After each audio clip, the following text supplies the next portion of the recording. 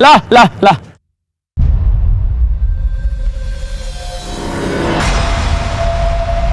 कौन कौन?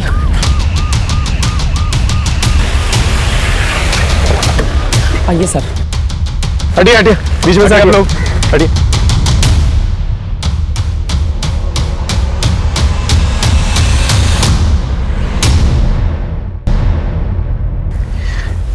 ये तो शोभा शर्मा है।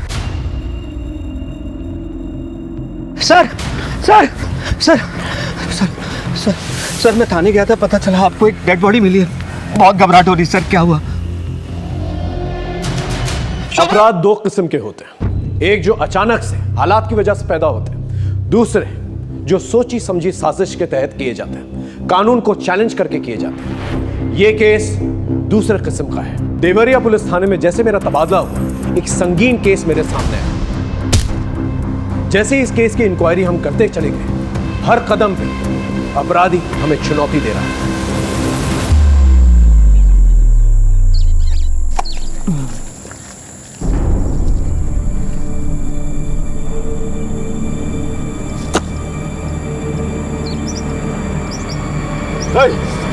क्या कर रहा है तू यहाँ? अपनी खेत की मेड़ सही कर रहे हैं, जो तुमने इतने सालों से बढ़ा के रखी हुई है। औकात में रहा अपने। औकात से ऊपर तो आप बोल रहे हो। एक तो हमारे खेत हड़प लिए, ऊपर से हमें धमकी दे रहे हो। साले दो कौड़ी के गुलाम। इधर ही क्या कर रहे हैं? छोड़िए छोड़िए ना। आपको जैसा करना है वैसा कर लीजिए, हमको कोई परेशानी नहीं है। आप अपने हिसाब से मिड बांध लीजिए। क्या बाबूजी, आज फिर आप उन लोगों के सामने झुक गए? झुकने का बात नहीं है। जब दो आदमी झगड़ा करेंगे तो किसी ना किसी को तो हथियार डालना ही है ना। और झगड़ा करके क्या हासिल होगा? वैसे भी 2 गज जमीन हथियार लेगा तो कितना अनाज उगा लेगा? बाबूजी कुछ नहीं होता है। बात को समझते काहे नहीं तुम लोग? हैं? चलो काम करो अपना।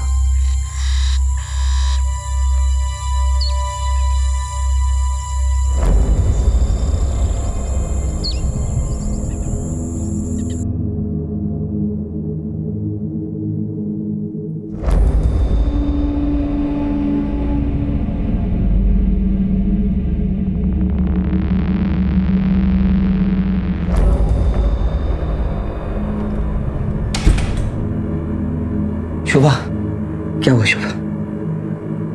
नहीं हुआ इस बार भी।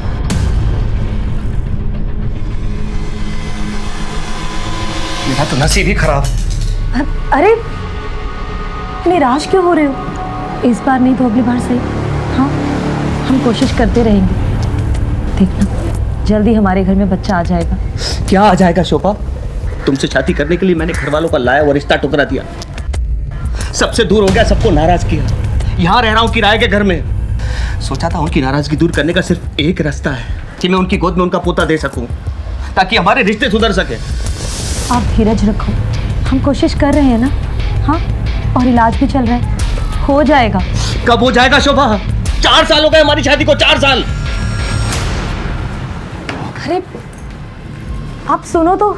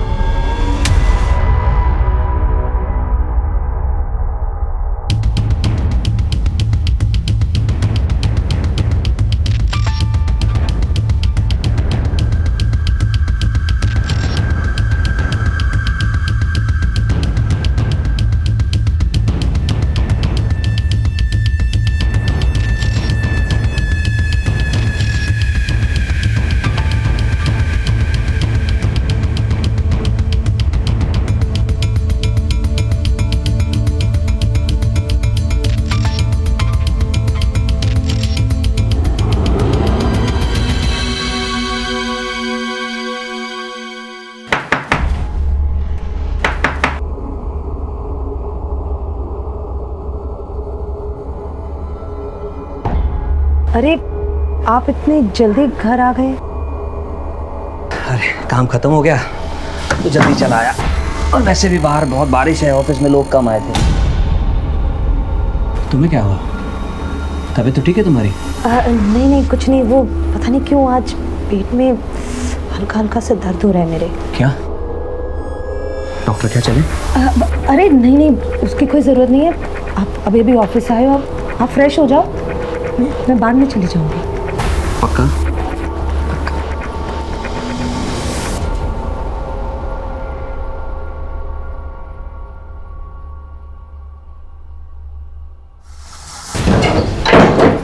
अरे अंदर कहाँ चले आ रहे हो?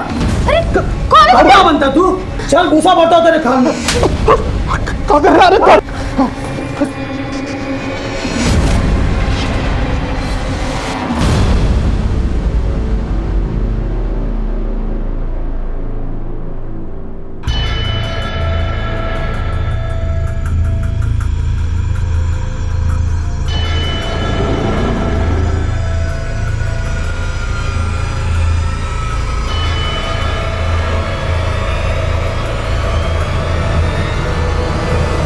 हवलदार साहब, इंस्पेक्टर साहब कहाँ हैं? अंदर। कब गायब हुए? सर कल शाम से गायब है, और स्कूटी लेके गई है सर। आप कहाँ रहते हैं? सर मैं बाजूपुर में रहता हूँ, लेकिन मैं नौकरी लखनऊ में करता हूँ। सर कल मैं नौकरी पे गया था तो वो घर पे थी, लेकिन मैं वापस आया तो वो घर पे नहीं थी। मैंने हर जगह ढूंढा, वो कहीं नहीं मिली सर। उसका फ़ोन भी ट्राई किया, लेकिन वो स्विच ऑफ है सर। हो सकता है किसी दोस्त या रिश्तेदार के घर गई हो। नहीं सर, मेरे अलावा उसका ज़िंदगी में और कोई भी नहीं है। हम अपनी कार्रवाई शुरू करते हैं, आप बाहर जाके कंप्लेंट दर्ज करवा दीजिए। Thank you sir. अभिषेक, ये फोटो और स्कूटी नंबर लेके सब जगह सर्कुलेट करो। सब। ए ला ला ला ला, ए ला ला ला ला ला।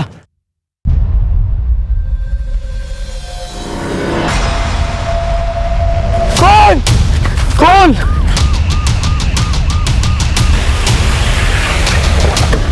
आइए सर। हटिए हटिए, बीच में से आप लोग हटिए।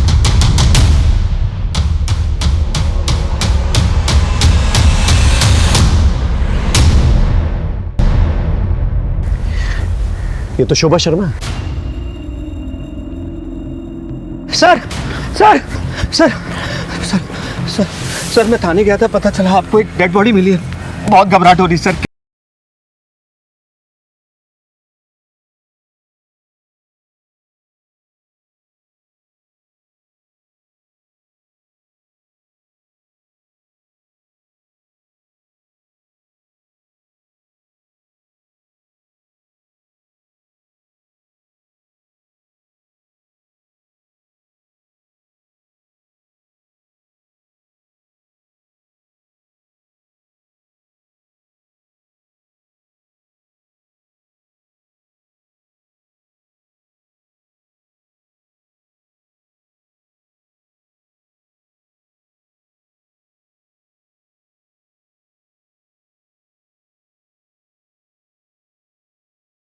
सर सर ये टिफिन और बैग हमारे घर का है सर।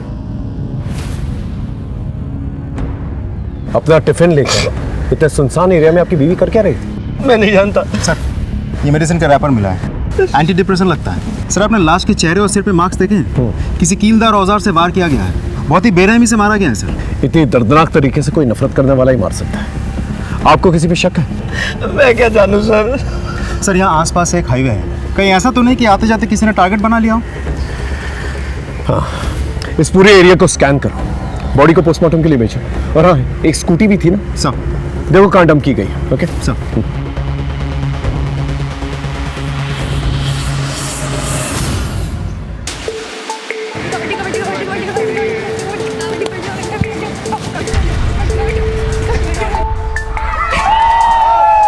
अब आखिरी खिलाड़ी बची है जिला परिषद टीम की काजल श्रीवास्तव। देखना है कि वो क्या कर पाती है। मैच तो लग रहा है जैसे महानगर स्कूल ने लगभग जीत ही लिया है। काजल रेखा के अंदर घुसी और देखते ही देखते आगे बढ़ रही है, काफी बहादुरी के साथ लड़ते हुए, हालात से समझौता ना करते हुए। काजल श्रीवास्तव बड़ी बहादुरी के साथ गेम चल रहा है। देखना है कि अब क्या होता है। और इसी के साथ काजल को चारों तरफ से सबने घेर लिया है। देखते हैं काजल क्या कर पाती हैं। एक तरफ जिला परिषद टीम की उम्मीदें लगी हुई हैं, दूसरी तरफ महानगर टीम पूरे जोश में लगी हुई है। अब देखना है क्या होता है। इसी के साथ काजल श्रीवास्तव ने एक साथ सबको ढेर कर दिया। जिला परिषद टीम की जीत दर्ज की गई है और आज की जीत का सेहरा जाता है काजल श्रीवास्तव को।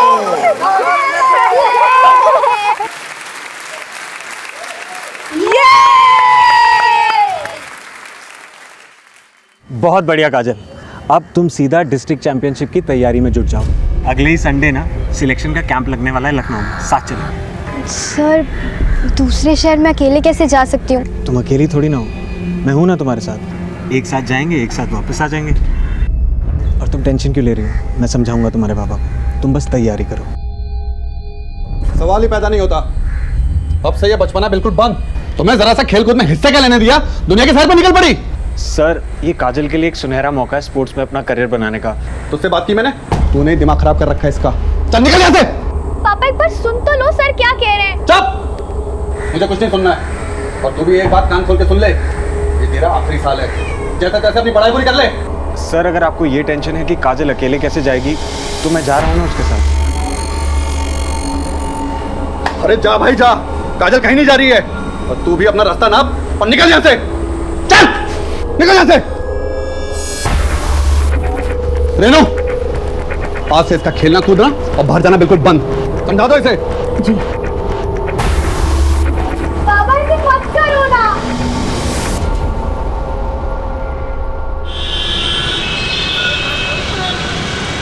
और भैया काम मिला कि नहीं? अरे भाड़ में गया ऐसा काम, ये लोग देंगे काम, एक दिन हम देंगे इनको काम। देखना कमलेश, खिलाना। उधार बहुत ज़्यादा हो गया है, पहले वो चुकता करो। रुक जा, देता हूँ। फिर रुक जाइए, चाय पीना बाद में।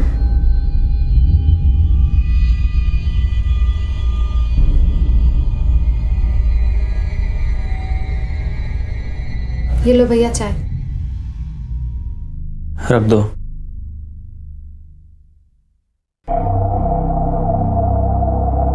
कहाँ घूम रहे थे सुबह से? कितना फोन किया हम आपको। घूम नहीं रहे थे, काम के लिए गए थे। अगर इतने ही लायक होते तो हमें आज ये दिन नहीं देखना पड़ता। बड़े भाई है तेरे, बात करने का तरीका सीख ले पहले। हम वही तो कह रहे भैया, जिंदगी जीने का एक तरीका होता है, ऐसे कब तक चलेगा? बस कुछ दिन की बात है, हम सब सही कर देंगे। सिर ठीक कर दोगे? यही मर जाएंगे सिसक के भूखे प्यासे, अपने गांव अपनी मिट्टी से दूर। हमने कहा ना हम कुछ करेंगे, मतलब करेंगे। दिमाग मत खराब करो अब। ओके सर, जय हिंद। हाँ, हमारा अंदाजा बिल्कुल सही था। शोभा को नकल डस्टर यानी कि हाथ में भूजा जैसा कुछ पहन के बहुत ही बेरहमी से मारा गया। ये पोस्टमार्टम रिपोर्ट। सर यहाँ तक कि स्कल में भी छेद हो गए हैं और वार करने वाला राइट हैंडेड है। यानी कि जिसने भी मारा है बहुत ही स्ट्रांग आदमी है, यहाँ तक कि हड्डी तक में भी छेद कर दिया।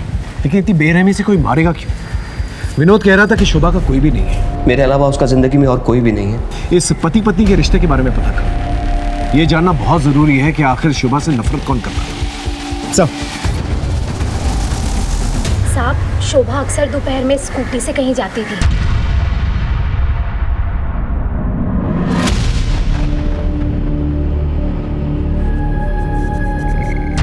कहाँ जाती थी पता है आपको? नहीं पता। अच्छा एक बात बताइए, विनोद और शोभा के बीच आपसे रिश्ते कैसे थे? विनोद बहुत प्यार करता था शोभा से, लेकिन शोभा के गायब होने से एक दिन पहले मैंने उनके घर से झगड़े की आवाजें सुनी थी। मैं यहाँ हर कोशिश में लगा हूँ कि अपने परिवार को बच्चा दे दूँ, और तुम मुझे बेवकूफ बना रही हो। अब तुम्हारी झूठ का पर्दाफाश हो गया। तुम्हारी डॉक्टर ने मुझे सब बता दिया। क्या सब कुछ बता दिया?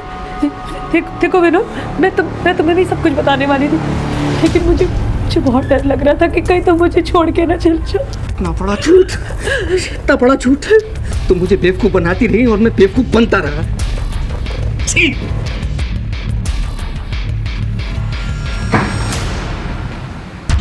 विनोद ने अपने परिवार से लड़के शोभा से शादी करी थी। इसके लिए परिवार में अलगाव रहता था और अब शोभा माँ भी नहीं बन पा रही थी, इसलिए दोनों बहुत दुखी रहते थे। लेकिन इस बात को लेके झगड़ा उसी दिन हुआ था पहली बार। ये विनोद के परिवार वाले कहाँ रहते हैं? साहब यही रहते हैं गांव में। शोभा की मौत के बाद से वो लोग भी यहाँ आने जाने लगे हैं। हम थक गए ऐसी जिंदगी जीते जीते, हमको तो कुछ समझ में नहीं आ रहा हम क्या करें। भैया भी बहुत परेशान रहते हैं। अब इतनी दूर तो तुम लोग बैठे हो, कहा था ना गांव में आ जाओ, सब लोग हैं यहाँ पर, कुछ ना कुछ हो ही जाएगा। गांव तो आना ही है, लेकिन तुम जानती हो ना कितना मुश्किल है। हाँ लेकिन आ जाओ।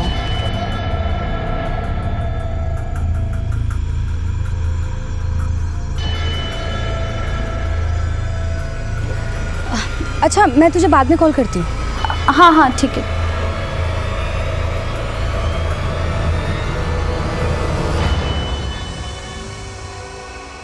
पंद्रह तारीख को तुम्हारे और शोभा के बीच किस बात पे झगड़ा हुआ था?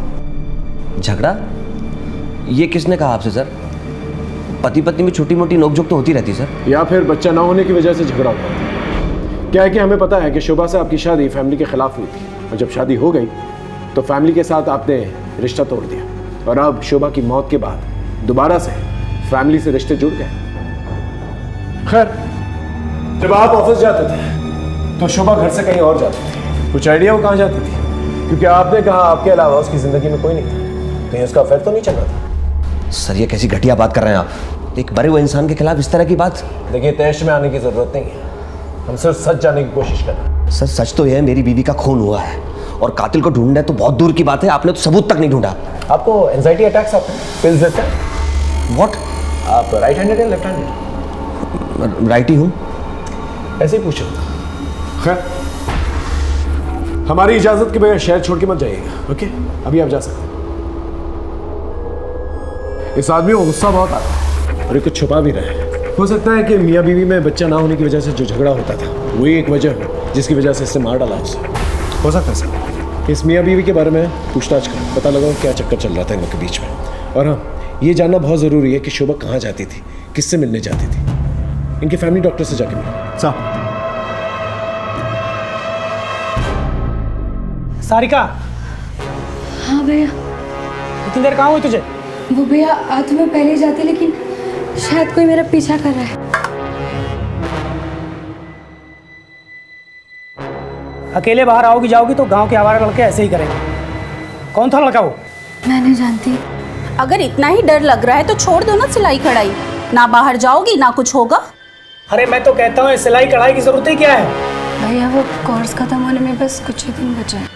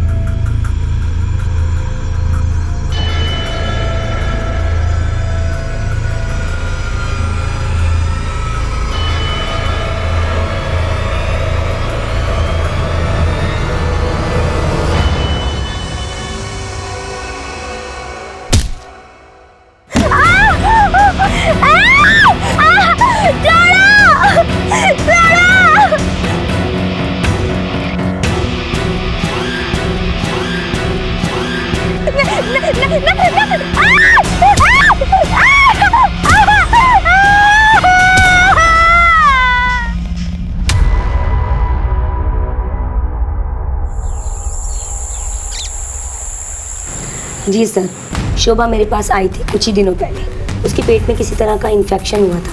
मैंने कुछ टेस्ट किए और उनकी रिपोर्ट्स भी चेक की। रिपोर्ट्स चेक करने के बाद मुझे पता चला कि शोभा अपने पति विनोद को धोखा दे रही है। कैसा धोखा? दरअसल सर, शोभा पहले से एक बच्चे की माँ थी और उसके बाद उसकी बच्चेदानी निकाली जा चुकी थी। जिसकी वजह से वो दोबारा प्रेग्नेंट नहीं हो सकती थी। मैंने शोभा से इस बारे में बात भी की थी। देखिए मैडम, ये बात सच है, लेकिन प्लीज़ आप विनोद को इसके बारे में कुछ मत बताइएगा। तुम भले ही अपने रिश्तों में धोखे का जहर घोल रही हो, लेकिन मैं अपने प्रोफेशन में बेईमानी कभी नहीं करूँगी। मुझे सब कुछ विनोद को सच सच बताना होगा। प्लीज़ मैडम आप समझने की कोशिश कीजिए मैडम। मेरा इस दुनिया में कोई नहीं है, मेरा घर बर्बाद हो जाएगा मैडम। मैं विनोद को खुद सब कुछ एक दिन बता दूंगी, अपनी शादी के बारे में, वैभव के बारे में, सब कुछ। प्लीज़। फिर आपने ये बात विनोद को बता दी? जी सर, एक्चुअली विनोद बच्चे को लेकर के बहुत परेशान था, तो एक डॉक्टर होने के नाते मैंने उससे ये सब छिपाना ठीक नहीं समझा। डॉक्टर एक बात बताइए, शोभा के पहले पति और बच्चे के बारे में आप जानती हैं? जी नहीं सर, मैं कुछ नहीं जानती। सर मैं क्या पूछ सकता हूँ, आपने मुझे यहाँ क्यों बिठा के रखा है? विनोद, तुम डॉक्टर विनीता को जानते हो ना? हम मिल चुके हैं उनसे और उन्होंने तुम्हारे झूठ के बारे में हमें बता दिया है। डॉक्टर विनीता ने शोभा के बारे में हमें सब कुछ बता दिया। उसकी पहली शादी, उसका पहला बच्चा और उसका कभी भी ना बच्चा होना।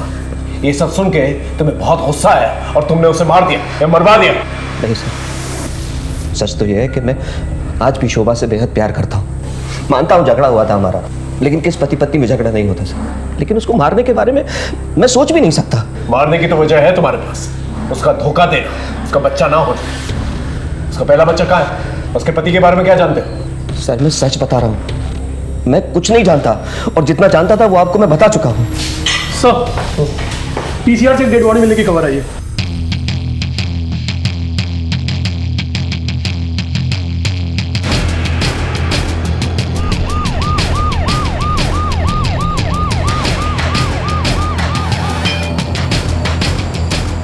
चलिए हटिए, साइड हटिए सर। आसपास चेक करो, देखो क्या मिलता है। सर इस लड़की को भी लगभग वैसे ही मारा गया है। नकल डस्टर से चेहरे पे वार किए गए हैं और ये निशान देखिए सर, लगता है शायद उसके बाद किसी ने गला दबा दिया हो।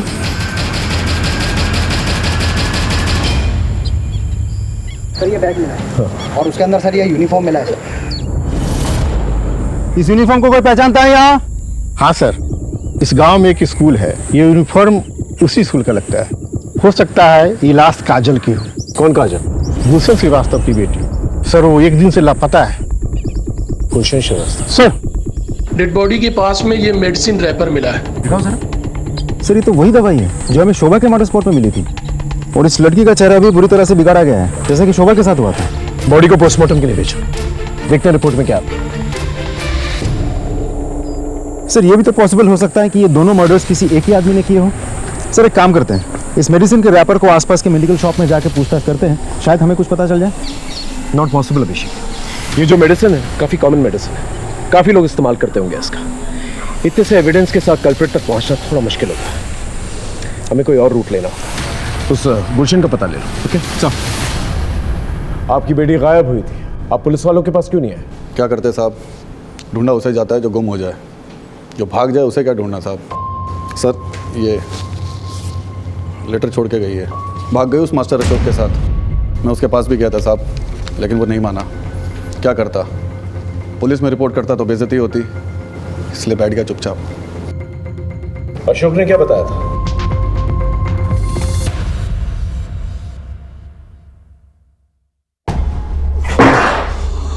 अशोक, काजल कहाँ है? मुझे नहीं पता काजल का। इज्जत के सिवा कुछ नहीं है मेरे पास, बता दे काजल कहाँ, नहीं तो जान से जाएगा। मैंने कहा ना मुझे नहीं पता काजल का। और ये मेरा घर है, चिल्लाओ मत यहाँ पर। निकलो यहाँ से, निकलो। छोड़ूंगा नहीं तुझे, अब देख क्या करता हूँ मैं तेरे साथ। चलो निकलो यहाँ से।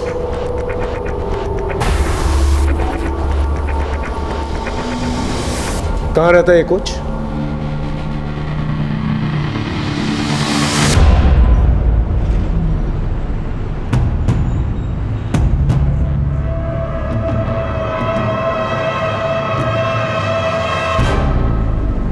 एकदम परेशान मत होइए और 1 से 2 दिन लगेगा, बाकी 2-3 दिन में मैं आपका काम करा दूंगा। ठीक है, चलिए सर, थैंक यू।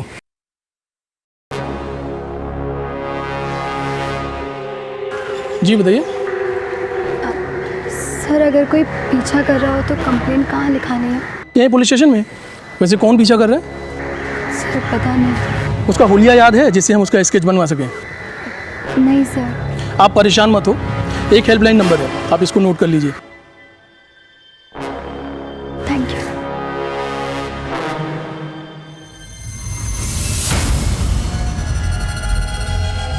सर, काजल की पोस्टमार्टम रिपोर्ट आ गई है। उसके साथ रेप किया गया था। व्हाट? जी सर, दोनों जगहों पर मिली मेडिसिन का रैपर सेम है, नकल डस्टर के मार्क्स भी बिल्कुल सेम है और मारने का तरीका भी बिल्कुल वैसा ही है जैसा शोभा का था। सर कहीं ऐसा तो नहीं कि ये दोनों मर्डर्स एक दूसरे के साथ कनेक्टेड हैं? अभी फिलहाल किसी कंक्लूजन पे जंप नहीं कर सकते, हो सकता है एक महज इत्तेफाक हो। कुछ और इन्फॉर्मेशन मिली? जी सर, जिस रात काजल घर से भाग गई थी उस रात उसने अपने कोच अशोक को फ़ोन किया था। ये रही उसके कॉल डिटेल्स। लेकिन सर अब अशोक अपने घर से फरार है। इसका मतलब गुलशन ने जो इल्ज़ाम लगाया था कि अशोक ने ही मदद की थी काजल को भगाने में, वो सच थी। गांव में कुछ और पता चला? नहीं सर, ना ही स्कूल से कोई और सस्पेक्ट मिला। आसपास के पुलिस थानों में पता करो कोई सेक्सुअल ऑफेंडर है कि नहीं, उसका नाम रिकॉर्ड में ज़रूर होगा। और इस अशोक के बारे में पता करो। जी सर, हमारी टीम ने अशोक की फोटोग्राफ्स हर जगह सर्कुलेट कर दी है। ज़्यादा दिनों तक वो बच नहीं पाएगा। उसके घर पे भी हमारी नज़र है। दोनों ही केसेस में मोडस ऑपरेंडी एक जैसी थी और चोट के निशान ये बता रहे थे कि एक ही किस्म का हथियार यूज किया गया था, लेकिन दोनों अलग अलग गांव होने की वजह से अलग अलग तरीके से छानबीन कर रहे थे हम लोग। शोभा की निजी जिंदगी और काजल की निजी जिंदगी सीधी नहीं थी, इसलिए हमने उनके परिवार के हर एक सदस्य पे नजर रखी हुई थी। और इसी छानबीन के दौरान एक ऐसा राज सामने आया जिसने हमारी केस की दिशा बदल दी। सर, ये रहा बच्चा, इसी का नाम वैभव है। ये शोभा का बेटा है। शोभा अक्सर इससे मिलने यहाँ आया करती थी। वैभव बेटा, कैसा है तू? मैं ठीक हूँ। कितना कमजोर हो गया? मम्मी, मुझे आपके बगैर मन नहीं लगता। जल्दी तुझे यहाँ से ले जाऊंगी। मैं तेरा मनपसंद खाना लेकर आई हूँ।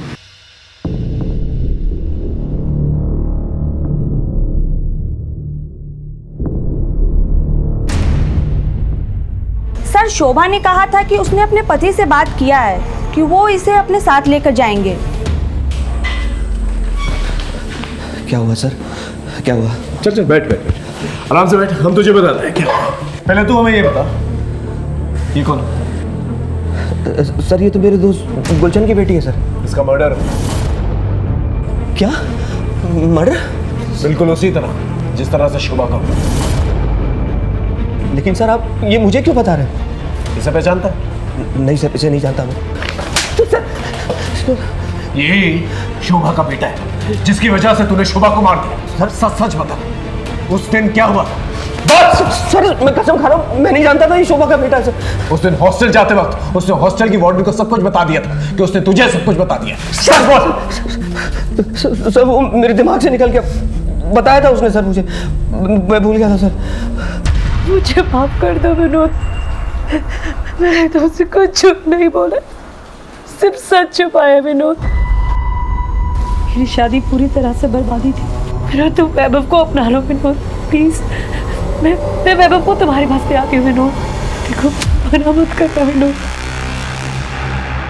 लेकिन मैंने उससे ये कभी नहीं कहा था कि मैं उसे अपना लूंगा या वो उसे घर ले आए। तूने कहा नहीं, करके दिखाया। इसलिए जब शोभा बाहर निकली तूने उसे मार दिया या मरवा दिया, ताकि ना रहे वैभव और ना रहे वो, और तू दोबारा अपने माँ बाप की मर्जी से शादी कर सके। सर चाहे तो आप सारी जिंदगी के लिए मुझे जेल में डाल दीजिए, मैं आखिरी वक्त तक यही कहूंगा कि मैंने शोभा को नहीं मारा, नहीं मारा, नहीं मारा।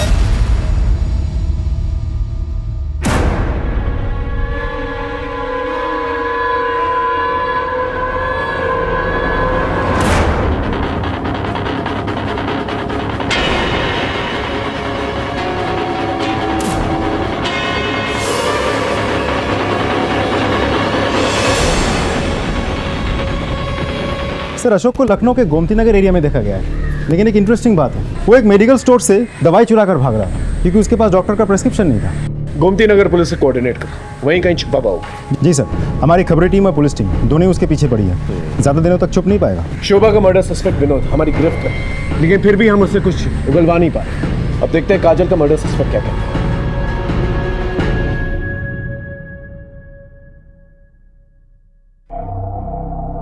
मुझे याद है इस घर का? हाँ भैया, कैसे भूल सकते हैं, एक ही याद थोड़ी ना इस घर में। अच्छा सुनो अंकिता, जी भैया। हम थोड़ा खेत का चक्कर लगा के आते हैं। और हाँ, घर से बाहर निकलना मत, यहाँ का माहौल ठीक नहीं है। जी भैया।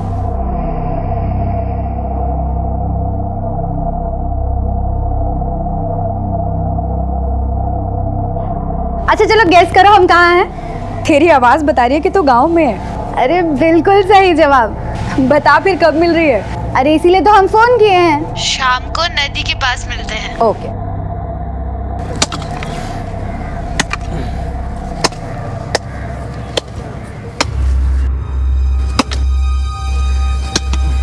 अरे श्याम, अरे प्रणाम चाचा। कब आए? बस अभी आए। ये जो कुछ बचा है अपना उसे बटोरने के लिए। बहुत अच्छा बेटा, ये जमीन बनाओ और अब यही रहो। यही सोचा है अब।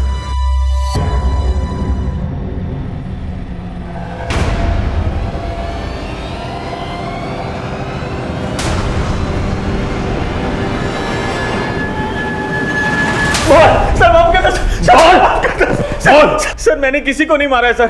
अच्छा, तो फिर भाग क्यों रहा था और दवा क्यों चुराई? सर मैं अस्थमा का पेशेंट हूँ, मर जाता अगर ये दवा नहीं चुराता। और वो मेडिकल वाला प्रिस्क्रिप्शन मांग रहा था। और रहा सवाल भागने का, तो गुलशन जी को शक था कि काजल को मैंने भगाया है। और जब काजल की लाश मिली तो मैं डर गया कहीं गुलशन जी मुझे ना फंसा दे, इसलिए मैं भाग रहा था सर। तो उस रात काजल ने फोन क्यों किया था? हाँ सर ये बताने के लिए कि वो घर से भाग रही है। कैंप के लिए भागने वाली लड़की कैंप तक नहीं पहुंची। और किसको पता था इसके बारे में? सर उसके छोटे भाई आशु को भी पता था। उसने उसे बताया था घर से जाने से पहले। ये बात उसने मुझे फोन पे बताई थी। हाँ सर मैं जानता था। दीदी, ये जो तुम कर रही हो ना बिल्कुल ठीक नहीं है। मैं जा रहा हूँ बाबा को उठाने के लिए। आशु देख, अगर तूने पापा को कुछ भी कहा तो तू मेरा मरा हुआ मुंह दिखेगा। इतनी मुश्किल से ऐसा मौका हाथ लगाए तो वो दिन की तो बात है, मैं आ जाऊंगी वापस। पापा की जितनी मार खानी होगी ना खा लूंगी, लेकिन तू चुप रहना। खा मेरी कसम, तू पापा को कुछ नहीं कहेगा। मुझे लगा था कि दीदी 2 दिन में वापस आ जाएंगी। दीदी तो वापस आई नहीं। और बाबा इतना गुस्सा थे कि अगर मैं उन्हें बताता कि मुझे पता है कि दीदी कहाँ है तो वो मुझे जिंदा नहीं छोड़ते। इसलिए मैंने उन्हें कुछ भी नहीं बताया।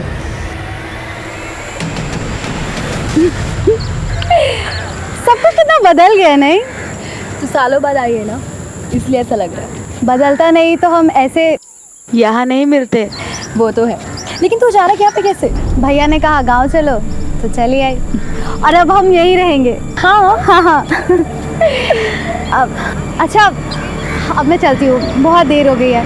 वैसे भी भैया ने घर से बाहर निकलने से मना किया है।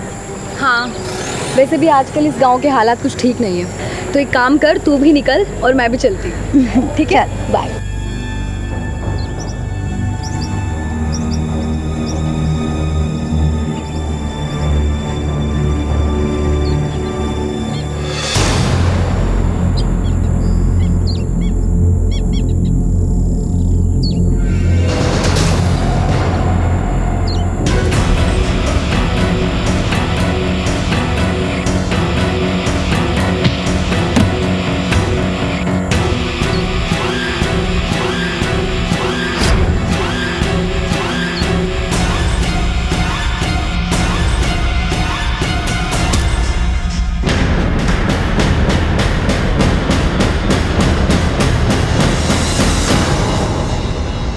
इधर आ।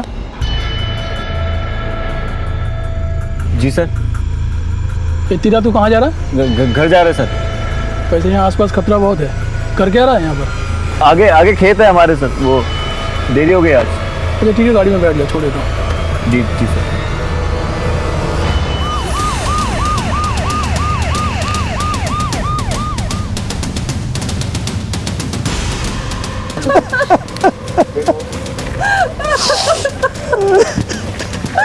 आप लोग हटिए प्लीज, हटिए। साइड में, साइड।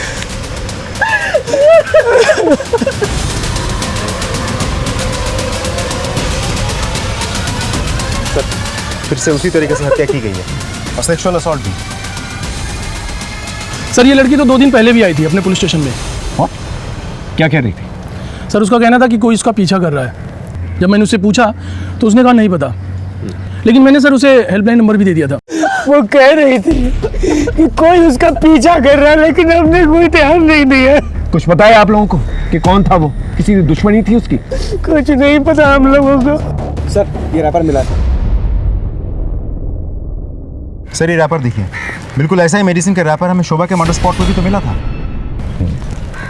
जिस बेरहमी से मारा गया ऐसे किसी साइको किलर का ही काम हो सकता है। या तो ये तीनों की तीनों मर्डर्स जो है कनेक्टेड है, या फिर अनफॉर्चुनेटली ये तीनों की तीनों वो साइको किलर की नजर में आ गए। पॉसिबल है सर, क्योंकि सिर्फ मर्डर करना या रेप करना उसकी मंशा नहीं हो सकती। अब लगने लगा है कि किलर हमें चुनौती दे रहा है और हमारी हर एक मूवमेंट पे नजर रखा। सर कल शाम में जब मैं इधर पेट्रोलिंग पर था तभी उधर से एक आदमी आ रहा था। कौन था? सर उसने ये सब तो नहीं बताया, लेकिन उसने एक बात बताई थी कि उसका आसपास के एरिया में ज़मीन है। इस पूरे एरिया में जितने लोगों की ज़मीन है ना, उन सब से पूछताछ करो और उस आदमी के बारे में ही पता करो, शायद उसे कुछ पता हो। इसकी फोटो लो और आसपास के एरिया में पूछताछ करो। ये कह रही थी कोई इसका पीछा कर रहा है, पता करो, शायद किसी ने कुछ देखा। ओके और बॉडी को पोस्टमार्टम के लिए भेजो।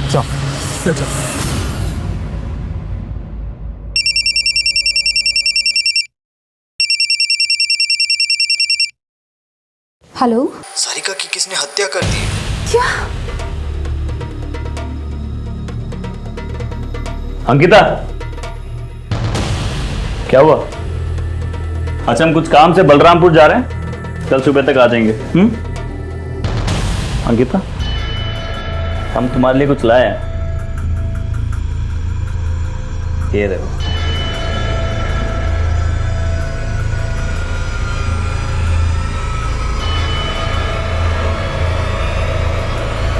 वैसे भी आजकल इस गांव के हालात कुछ ठीक नहीं है, तो एक काम कर, तू भी निकल और मैं भी चलती। क्या हुआ, पसंद नहीं आया? नहीं भैया, अच्छा है। हमें पता है तुम क्या सोच रही हो। यही सोच रही हो ना कि तुम्हारा नाम तो ए से आता है, फिर ये एस क्यों? सच बताए, हमने हमारे लिए लिया था, पर क्या है अब तुम रख लो। चलते हैं।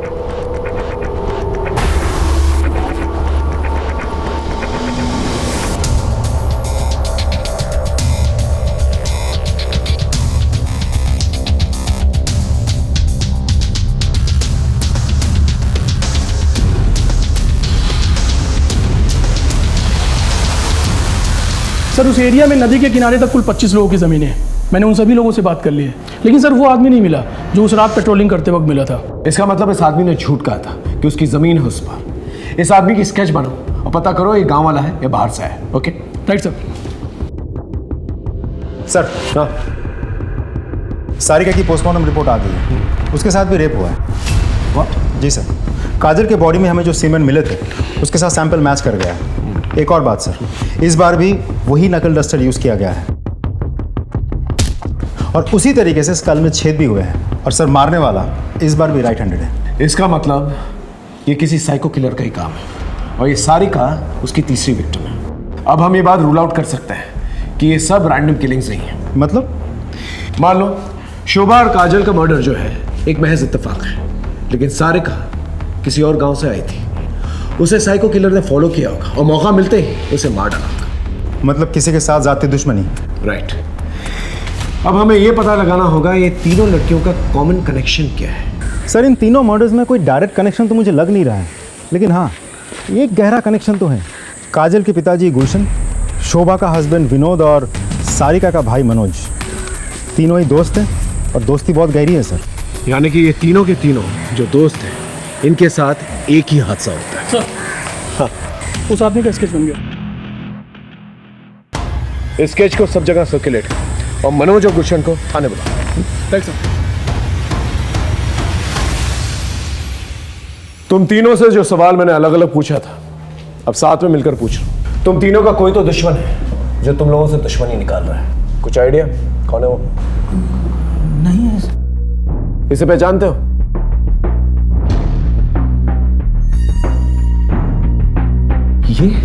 ये तो श्याम है। कौन श्याम? हमारे गांव का ही है, ओम साहू का बेटा। सर सालों पहले इसने गांव छोड़ दिया था, लेकिन सर हमें पता चला कि कुछ दिन पहले इसने गांव आना शुरू किया है। और सर जब से इसने गांव आना शुरू किया है तब से ऐसे कांड होने शुरू हो गए। तो हम बता रहे हैं हमें भी अभी तस्वीर देख के झटका लगा। आप लोग हमें ये बताइए, आप लोगों का कनेक्शन क्या है इसके साथ और ये कहाँ मिलेगा?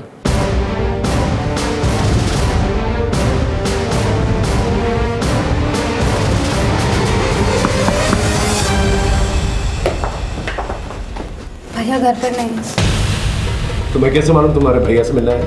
ये मेरी सहेली सारिका का लॉकेट।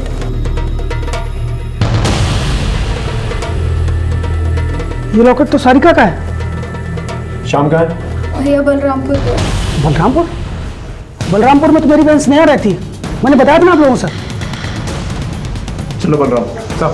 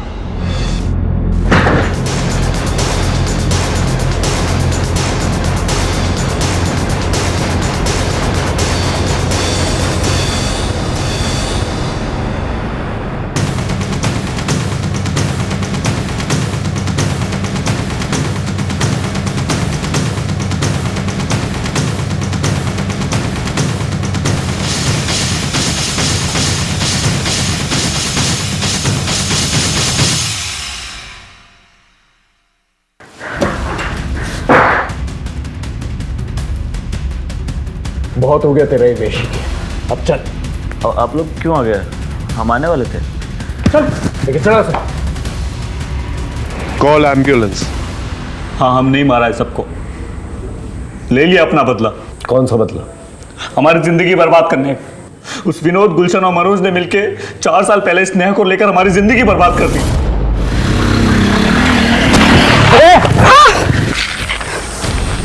ये क्या कर दिया तुमने? हमें जानबूझ के नहीं किया, वो गलती। क्या हो रहा है? क्या क्या? स्नेहा तुम क्या कैसे? भैया इसने मुझे छेड़ा है। नहीं, अपनी जात और औकात दोनों भूल गए।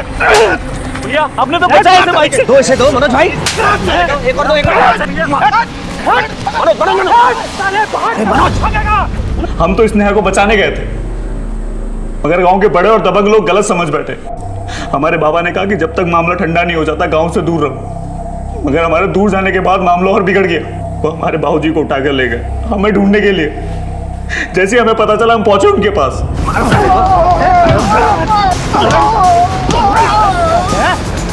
मार साले को।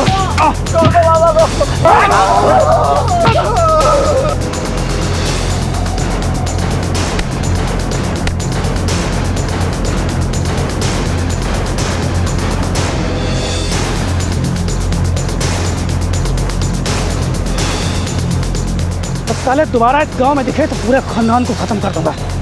और सुन, अगली बार तेरी बहन मेरा शिकार होगी।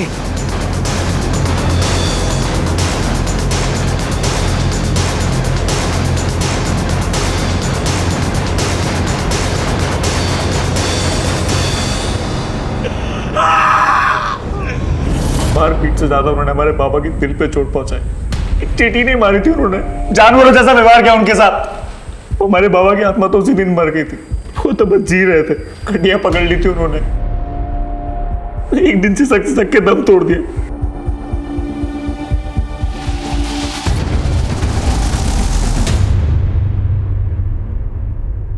गलती हमारी थी भी नहीं, फिर भी उन्होंने हमारे साथ साथ हमारे बाबूजी को भी सजा दी। तभी हमने सोच लिया कि बदला तो लेंगे।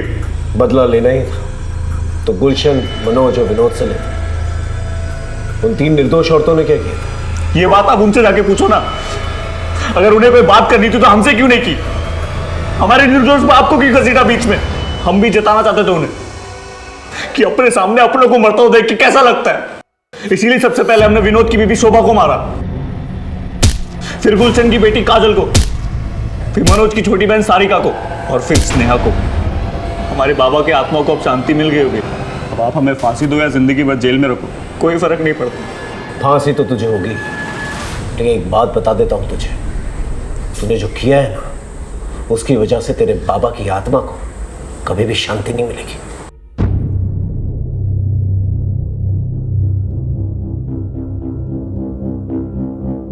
शाम के दिल में अपने पिता के खिलाफ अत्याचार घर कर चुका था और एक सुलगते लावा की शक्ल ले रहा था। अंकिता को यह दस्तक जरूर मिली थी कि शाम की जिंदगी में कुछ अजीब चल रहा है, लेकिन समझते समझते देर हो गई। आशु को यह दस्तक मिली कि काजल अपने कबड्डी के खेल के जुनून में कुछ गलत कर रही है, लेकिन उसने ये बात अपने माँ बाप से छुपा के रखी और नतीजा बहुत ही भयानक निकला। शोभा ने विनोद से बात छुपाई, लेकिन जब बताने पे आई तो मौका ही नहीं मिला। सारिका ने बार बार अपने घर वालों से यह कहा कि कोई उसका पीछा कर रहा है, लेकिन किसी ने उसका यकीन ही नहीं किया। सच कहें तो विनोद, मनोज और गुलशन ही इस अपराध के रचयिता हैं। उन्होंने बिना सच जाने कानून को अपने हाथ में लिया और एक ऐसा बीज बोया जिसने तबाही मचा दी। दस्तक होती जरूर है, चाहे वो जोरदार हो या खामोश। उसे सुने, समझे और सतर्क रहें। फिर मिलेंगे एक नए केस के साथ। तब तक देखते रहिए क्राइम पेट्रोल दस्तक, क्योंकि मकसद बताना नहीं, बचाना है। जय हिंद।